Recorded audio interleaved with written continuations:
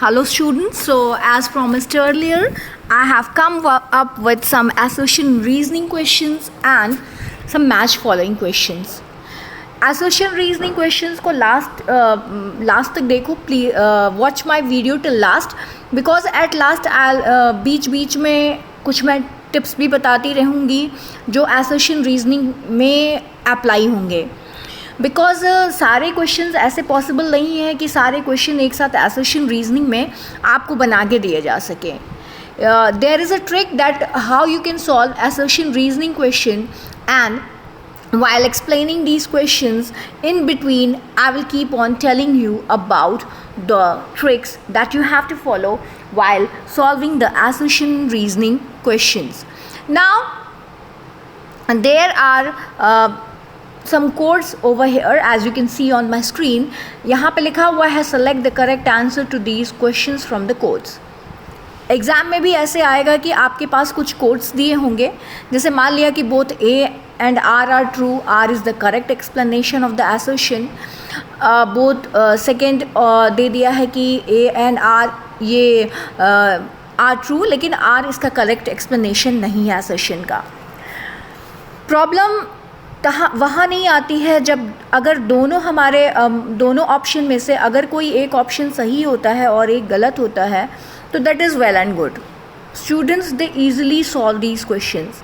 Problem तब आती है कि जब दोनों ही ऑप्शन सही होते हैं and how we come to know that it is correct explanation of that और नॉट. सो इसी प्रॉब्लम को कैसे टैकल करना है during the examination I will be telling in my video. जो फर्स्ट क्वेश्चन मैंने बनाया है वो है Sri Lanka followed the principle of majoritarianism. कि श्रीलंका ने मेजॉरिटेरियनिज्म के प्रिंसिपल्स को फॉलो किया. इसका रीज़न दिया हुआ है कि the leaders of the Sinhala community sought to secure dominance over government by virtue of the majority. यहाँ कोई प्रॉब्लम नहीं है बिकॉज दोनों ऑप्शंस हमारे यहाँ पे करेक्ट हैं. So obviously the answer will be that option 1 is correct. यहाँ पे हमारा आंसर 1 होगा इस ऑप्शन का, क्योंकि यहाँ लिखा हुआ है दोनों ही ऑप्शंस हमारे सही हैं. श्रीलंका भी ने फॉलो किया था प्रिंसिपल के मेजॉरिटेरिज्म को और जो लीडर्स थे वो ऑफ सिंघाला कम्युनिटी वो डोमिनेंस सिक्योर करना चाह रहे थे. ऑब्वियसली ये इसको करेक्टली जस्टिफाई कर रहा है, यानी कि ये इसकी करेक्ट एक्सप्लेनेशन है. अब एक्सप्लेनेशन के लिए हमारे कुछ ज्वाइनिंग वर्ड्स होते हैं, वो ज्वाइनिंग वर्ड्स बीच में आने चाहिए. बिकॉज, लाइक बिकॉज हो गया आपका, सो हो गया. इस तरह के अगर ज्वाइनिंग वर्ड्स इन 2 सेंटेंसेस के बीच में आते हैं and if both the options are correct then obviously that is option 1. Obviously that is option 1. क्यों यहाँ पे हमारा जो ज्वाइनिंग वर्ड लगा है वो है Sri Lanka followed the principle of majoritarianism because the leaders of the Sinhala community sought to secure dominance over government by virtue of their majority. So obviously both the options are correct and reason it's correct explanation. Now have a look at the second question. Second question हमारा है कि there was no tension between Dutch and French speaking communities in Belgium. इसका reason दिया हुआ है economic disparity and lack of power sharing model was the basic cause. यहाँ पे जो हमारा एसोसिएशन दिया हुआ है कि वो ये है कि there was a tension between the Dutch and French speaking communities in Belgium. Obviously हमें क्या पता है कि जो वहाँ पे फ्रेंच थे वो ज़्यादा पावरफुल थे. वो अगर हम इकोनॉमिक कंडीशन की बात करते हैं तो वो उनकी इकोनॉमिक कंडीशन ज़्यादा अच्छी थी बेल्जियम में. और रीज़न यहाँ पे दिया हुआ है economic disparity and lack of power sharing model was the basic cause. यहाँ पे भी हमारा अगर हम बात करते हैं तो हमारा जो ज्वाइनिंग वर्ड है बिकॉज यहाँ लगता है there was a tension between the Dutch and French speaking communities in Belgium because economic disparity and lack of power sharing model was the basic cause. So here the correct option to this question is 1. और पहले वाले का मैंने बता ही दिया, पहले वाले का भी 1 था, यानी इन दोनों के में जो हमारा ज्वाइनिंग वर्ड है वो बिकॉज लगा है। Now let's move on to the next question. Next question हमारा है power sharing among different organs of government is known as horizontal distribution of power. इसका रीज़न दिया हुआ है it allows different organs of government placed at the same level to exercise different powers. Obviously power sharing among different organs को की अगर हम बात करें तो वो हॉरिजेंटल डिस्ट्रीब्यूशन ऑफ पावर है, क्योंकि यहाँ पे सभी को बराबर का अधिकार मिला हुआ है, सब यहाँ पे बराबर के लेवल पे हैं, चाहे वो एग्जीक्यूटिव हो, चाहे लेजिस्लेटिव हो, चाहे वो जुडिशरी हो, as we have also studied the term check and balance theory.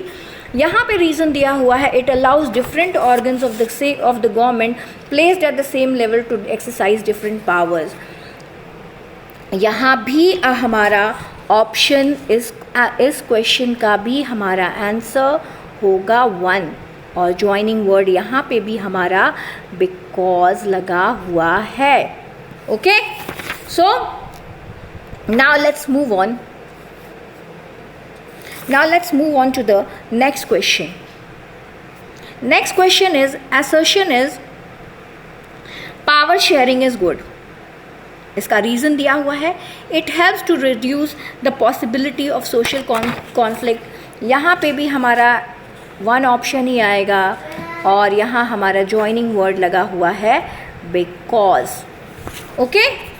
So now let's move on to the next. Next question is Belgian leaders decided to form community government. इसका reason दिया हुआ है they recognize the existence of regional differences and cultural diversities। अगर हम chapter के concept में जाते हैं तो ऑब्वियसली वहाँ पे कम्युनिटी गवर्नमेंट इसीलिए फॉर्म की गई थी क्योंकि वहाँ पे रीजनल डिफरेंसेस थे, कितना कॉम्प्लेक्स है उनका अकोमोडेशन, वी सॉ दैट। तो यहाँ पे भी हमारा 1 ही होगा ऑप्शन और हमारा ज्वाइनिंग वर्ड यहाँ पे बिकॉज लग रहा है। मैं पढ़ के भी बता दे रही हूँ Belgian leaders decided to form community government because they recognised the existence of regional differences and cultural diversities. Now let's move on to the next slide. Here question is, now as I keep on telling in my class during my classes also that these question are possible in assertion and reasoning and उसकी काफ़ी सारी चीज़ों को मैं बताती रहती हूँ। तो ये अब जो हमारे पास नेक्स्ट क्वेश्चन है वो है Sri Lanka emerged as an independent country in 1946।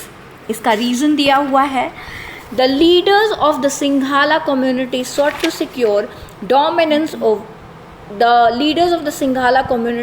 to secure dominance over government by virtue of their majority।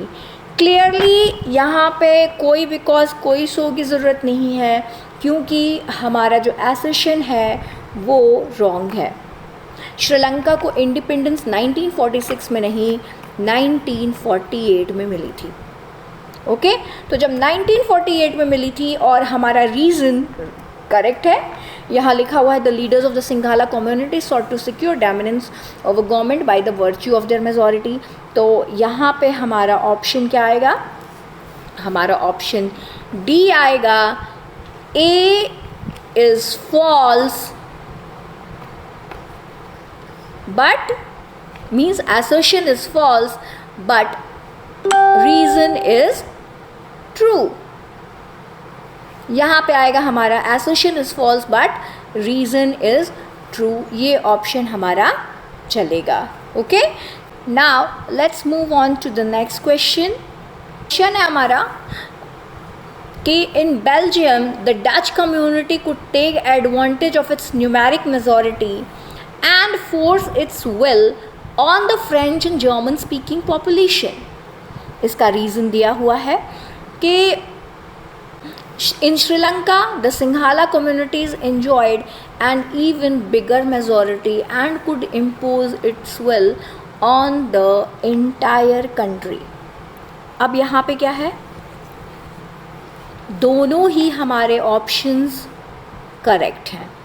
ठीक है, ये क्वेश्चन में assertion is also correct and reason is also correct, लेकिन यहाँ कोई ज्वाइनिंग वर्ड लग रहा है, इन दोनों का कोई रिलेशन ही नहीं है।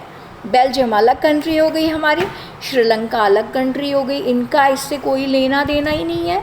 तो ऑब्वियसली यहाँ पे हमारा ऑप्शन बी लागू होता है। ऑप्शन बी क्या है?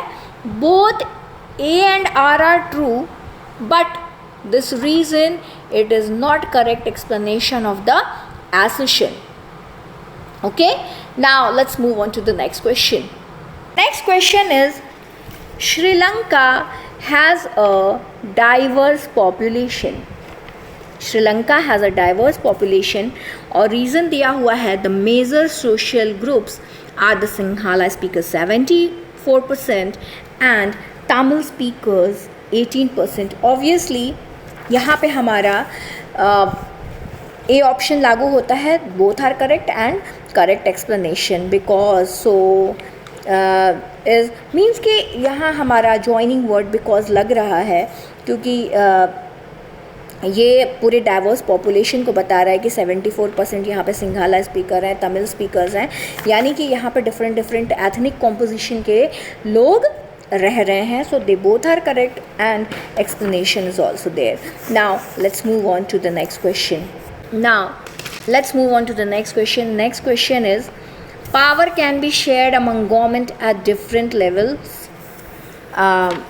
General government for the entire country and governments at the provincial or regional level. इसका रीज़न दिया हुआ है, such a general government for the entire country is usually called a federal government. They both are correct. यहाँ पे पहला हमारा association लिखा है कि पावर शेयरिंग के फॉर्म्स को बताया गया है, और उसमें भी जो फेडरल डिवीज़न ऑफ पावर है उसको बताया गया है कि फेडरल डिवीज़न ऑफ पावर में जो गवर्नमेंट है वो प्रोविंशियल और रीजनल और यूनियन लेवल पर डिवाइडेड होती है, और ऐसी गवर्नमेंट को हम फेडरल गवर्नमेंट कहते हैं. So obviously here it is correct explanation of that. तो हमारा यहाँ पे जो ऑप्शन लागू होगा वो ए होगा. They both are correct and it's the correct explanation. Now let's move on to the next question.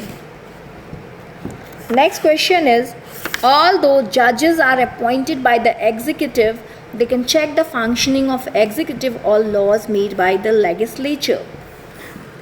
यहाँ पे रीजनिंग दी हुई है, the arrangement of monarchy is called a system of check and balance. ये चेस लिखा हुआ है, इट्स चेक एंड बैलेंस. हमें क्या पता है कि जो पावर शेयरिंग, जो हॉरिजॉन्टल डिवीजन ऑफ पावर होता है, जहाँ पे कि हमारे जो पावर डिफरेंट ऑर्गन्स में एग्जीक्यूटिव, जुडिशरी और लेजिस्लेटिव में शेयर होता है, उसको जो एग्जीक्यूटिव, जुडिशरी और लेजिस्लेटिव में शेयर होता है पावर, जहाँ उसको हम चेक एंड बैलेंस थ्योरी कहते हैं, क्योंकि वो तीनों एकदम बराबर पावर के होते हैं और एक दूसरे की वर्किंग को चेक करते हैं. That is clearly explained in my previous video. Those who have not seen, just see that. तो यहाँ पे हमारा एसर्शन तो करेक्ट है, लेकिन रीज़न रॉन्ग है, तो हमारा ऑप्शन लगेगा यहाँ पे C option. Okay, that assertion is correct but reason is false. Next question है हमारा, assertion है, in India power is shared among different levels of government. इसका रीज़न दिया हुआ है, this gives minority communities a fair share in power. Obviously minority communities को fair share देने के लिए हमारे कॉन्स्टिट्यूशन में रिजर्वेशन का प्रोविज़न है. वो डिफरेंट लेवल्स ऑफ गवर्नमेंट से फेयर शेयर नहीं मिलता है. ओके, तो यहाँ पे हमारा एसोसिएशन तो करेक्ट है बट रीज़न रॉन्ग है. यहाँ हमारा थर्ड ऑप्शन लागू होता है, association is correct but reason is wrong. Now I have certain more questions over here, that is match the following questions हैं हमारे. इसमें दिया हुआ है, एक कॉलम्स दिए हुए हैं, कॉलम ए और कॉलम बी दिया हुआ है, और इन कॉलम्स को मैच करना है. ऑफन ये मैचिंग के क्वेश्चंस भी पूछे जाते हैं एग्जामिनेशन में, तो मैचिंग के क्वेश्चंस को भी हम लोग एक बार कंसिडर कर लेते हैं, देख लेते हैं. कॉलम ए में कुछ कंट्रीज़ के नेम दिए हुए हैं, Brussels, India, Belgium and Sri Lanka. यहाँ जो कॉलम बी की हम बात करें तो वहाँ लिखा हुआ है Dutch speaking people in majority, Dutch speaking people in minority, majoritarianism और सेक्युलर स्टेट। तो अगर हम इन ऑप्शंस को, पहले हमें ऑप्शंस को देखना है किस पे क्या लागू होता है।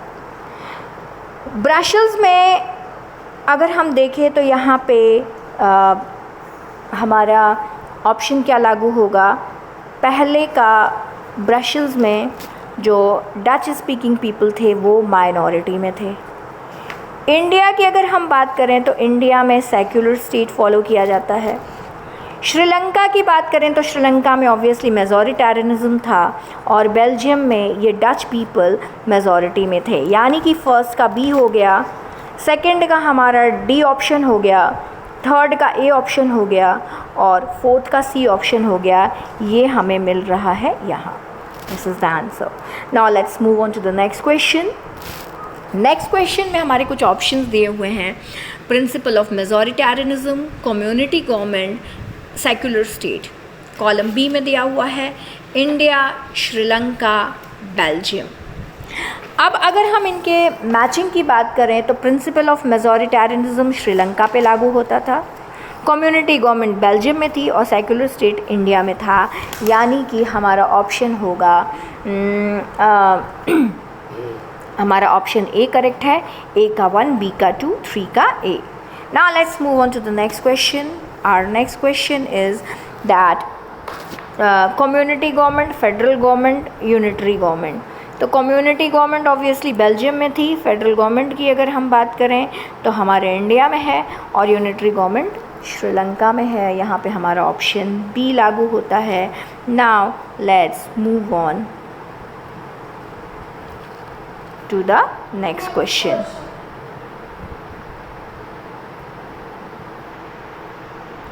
Next question is column A में दिया हुआ है power shared among the different organs of the government. Second दिया हुआ है power shared among the government at different levels.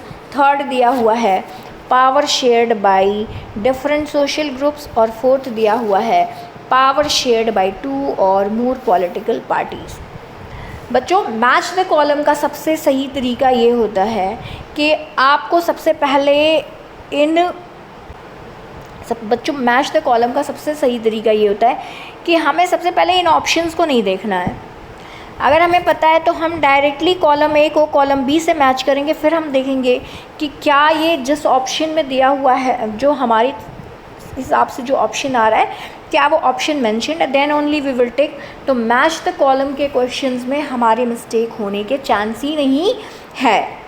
Association reasoning में भी अगर हम अपने कूल माइंड से काम लेते हैं, and as I told you that there should be a joining word if we say that it's explanation, तो ये दोनों क्वेश्चंस तो हमारे रॉन्ग हो ही नहीं सकते हैं।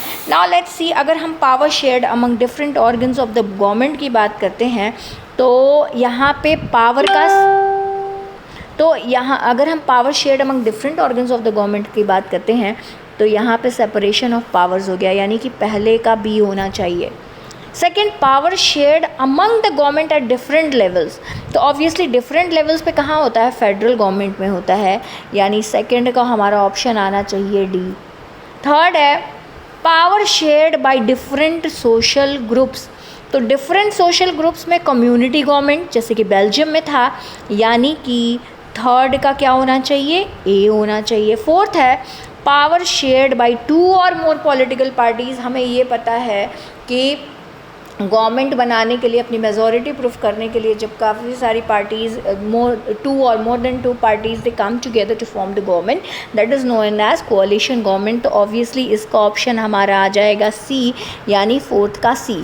अब हमने देखना है कि ये फर्स्ट का बी और सेकंड का डी, थर्ड का ए और फोर्थ का सी कहाँ दिया हुआ है, तो ये हमारे ऑप्शन बी में दिया हुआ है, and this is the correct option. Hope you like my video. very soon I will come up with case based questions. Case based questions का बच्चों हमारे entire chapter से questions आ सकते हैं, और अगर मैं मेयर 4-5 अगर आपको paragraphs यहाँ पे practice करा देती हूँ या आप कहीं से भी कर लेते हो, तो ये obvious नहीं है कि वो ही paragraph आएंगे और वो ही set of questions आएंगे. सबसे पहला अगर आपको केस बेस्ड क्वेश्चंस को करना है तो केस बेस्ड क्वेश्चंस की जो पहली शर्त होती है, चैप्टर को लेके आपका कॉन्सेप्ट क्लियर होना चाहिए. अगर आपका कॉन्सेप्ट क्लियर है तो you will be easily able to answer the question, क्योंकि अक्सर ये अनसीन पैसेज नहीं है कि आपने पैसेज पढ़ लिया and you got the answer. ऐसा नहीं है, वो पूरे चैप्टर के कॉन्सेप्ट से बेस्ड होता है question. So obviously you have your concept should be clear, और कॉन्सेप्ट क्लियरेंस के लिए मैंने पहले ही पावर शेयरिंग पे वीडियो बना रखी है, उसको भी देखिए. And keep on studying NCERT, be in touch of NCERT for the concept based question, क्योंकि कुछ क्वेश्चंस तो सीधे आ सकते हैं, बट जो हमारे प्रॉब्लमेटिक क्वेश्चंस हैं, जो हमारा जो 90 से लेके 100 तक का गैप है, उसको अगर हम उस गैप को ब्रिज करना है तो obviously we will have to go for the concept clearance of the chapter, then only, and we will be able to do that. So I hope you liked my video. If you liked it, do subscribe to my channel, and thanks for watching.